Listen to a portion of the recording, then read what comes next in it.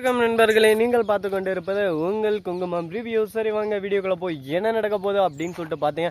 இந்த அழகான நேச்சரில் என்னென்ன விஷயங்கள்லாம் ஒளிஞ்சுன்னு இருக்குது தெரியுமா அப்படின்னு சொல்லிட்டு பார்த்தீங்கன்னா, கழகம் இருக்கும், அதுக்குள்ளே ஆபத்து இருக்கும். அது மாதிரி தாங்க நம்ம அமுதா பாட்டி இருக்காங்களோ அவங்க இருந்துன்னு ரொம்பவே வயசானவங்க. அதனால் அவங்களுக்கு நிறைய விஷயம் தெரிஞ்சிருக்கும், நிறைய விஷயம் நன்மைகள் பண்ணுவாங்க அப்படின்னு சொல்லிட்டு வெளி தோற்றத்தை வச்சு எல்லாரும் எண்ணுவாங்க. ஆனால் அவங்க உள் மனசுக்குள்ளே ரொம்பவே கர்வமான ஒரு எண்ணம் இருக்குங்க. அந்த எண்ணத்தில் எப்படியாவது இனியாவும் விக்ரமையும் ஒழிச்சு கட்டணும். அவர் 2 பேரும் இருக்கக்கூடாது. முக்கியமாக யாழ்னியும் அந்த வீட்டில் இருக்கக்கூடாது. வாரிசா சுமக்கிறா வாரிசே சுமக்கக்கூடாது.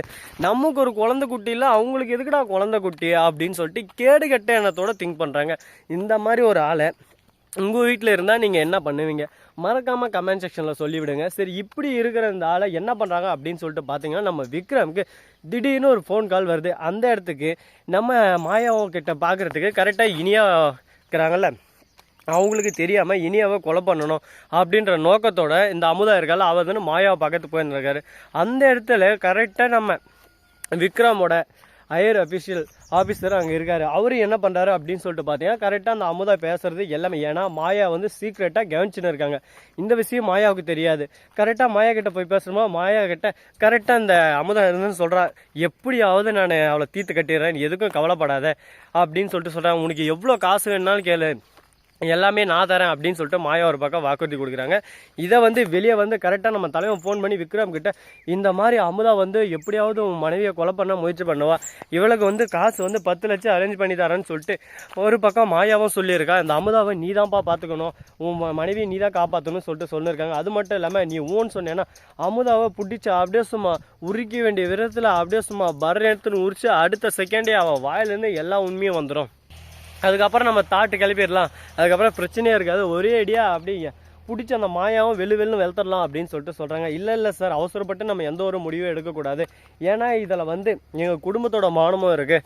அவசரப்பட்டு எதோ ஒன்று இடத்தா நல்ல செய்வோம். அப்பா, என்னோட அப்பா அவரும் போலீஸ் அதிகாரியாக இருந்தார், அவரோட பேரும் இந்த இடத்துல பாதிக்கப்படும். அவசரப்பட்டு எதுவும் எடுக்க வேணாம், பொறுத்திருந்து நான் அவளை என்ன பண்ணணும்னு சொல்லிட்டு எனக்கு தெரியும், அதெல்லாம் அந்த விஷயத்தில் நான் கவனிச்சிக்கிறேன் அப்படின்னு சொல்லிட்டு, அத்தை உங்களை சும்மா விட்டது தப்பாக போச்சு, நீங்கள் சரியான வேலைக்காராக இருக்கீங்க, உங்களுக்கு சரியான வேலை நான் காட்டணும்ல அப்படின்னு சொல்லிட்டு ஒரு பக்கம் முடிவு பண்ணுறாரு.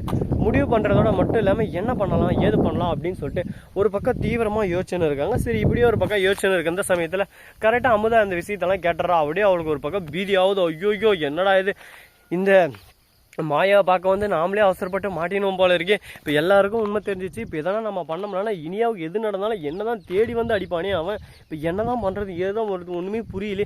கடவுளே, நமக்கு மட்டும் ஏன் அந்த பிரச்சனை, இதுக்கு மேலே ஏன் நம்மளுக்கு இந்த சோதனை, இப்படியே நம்ம வாழ்க்கை போயிடுமா அப்படின்னு சொல்லிட்டு ரொம்பவே கஷ்டத்தில் அப்படியே சும்மா கூனி குறுகி போய் நின்று இருக்காரு. என்னங்க பண்ணுறது, வாழ்க்கைன்னா இப்படி தாங்க, கஷ்டம் நஷ்டம் எல்லாமே வரும்.